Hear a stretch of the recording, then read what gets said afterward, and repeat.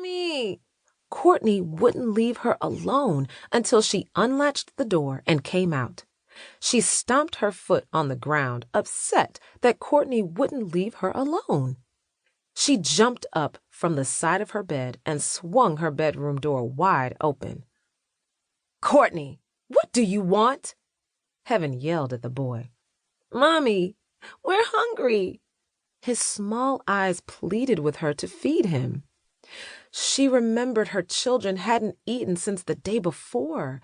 The layers of aggravation she felt a moment ago faded away and unveiled a compassionate, caring mother. "I'm sorry, Courtney. I know you guys are hungry." She quickly grabbed her kit and walked back into the kitchen with Courtney following close behind her. She placed her things down on the kitchen table and pulled her last 2 stale fortune cookies down from off the top of the refrigerator. Heaven knelt down in front of her son. "I'm sorry for yelling at you. Remember when Mommy told you sometimes she gets really sick and that makes her a mean mommy?" Courtney nodded his head. "Well, now is one of those times.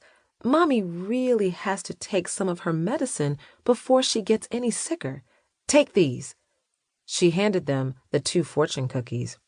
"You eat one and give one to your sister and go into the living room with your sister. Watch TV until I call you, okay?" He carried the fortune cookies in one hand and his sister's hand in the other. They sat down on the living room floor in front of the couch and watched cartoons. Courtney and Odyssey broke open their cookies and pulled their fortunes out. Then they ate the hard outer shell, a temporary cure for their hunger. Odyssey laughed at the cartoons on the television screen, while Courtney's attention was directed toward his mother. He watched as she took the rubber hose and tied it tight around her arm. Plenty of times he watched his mother poke herself with that needle to make herself feel better. He had memorized her routine. She would push the lever on the needle only halfway down, lay her head back, and allow the medicine to take effect. The medicine she used always seemed to have a magical effect on her. Before she took the medicine, she was mean and selfish, but afterwards she was pleasant and more fun to be around. Heaven placed the needle down on the table and lit a cigarette. Suddenly, a loud banging sound at their front door scared her. His mother looked at them and smiled. Courtney was frightened. It sounded like someone was trying to tear into their home. "Heaven, come out here. I know you're in there."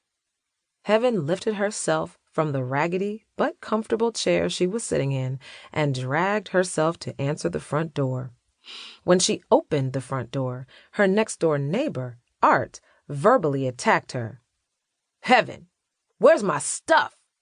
He yelled at her. "Art, I don't know what you're talking about," she replied with a straight face. "Don't play games with me, Heaven. You came to my house late last night talking about you missed me and had been waiting for me. I took you to bed, and when I woke up this morning, you're gone, and so is my last bag of dope. If you stand there and lie in my face about taking my stuff, then you leave me no choice but to beat the truth out of you." Art threatened. "I didn't take your stuff. I just borrowed it." "Borrowed it?" he yelled. "You can't borrow dope. What you think? You can give it back to me when you're done?" "I was going to replace it." "That's bull.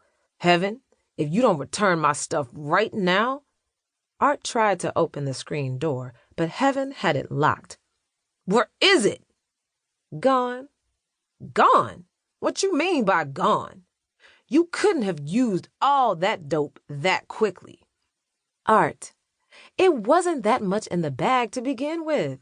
But if you want proof, I'll show you the empty bag." She opened the door and invited him in. They stepped inside, and when they reached the living room, Heaven watched in horror as her son took the needle and injected the remaining amount of dope into his sister's arm. "No!"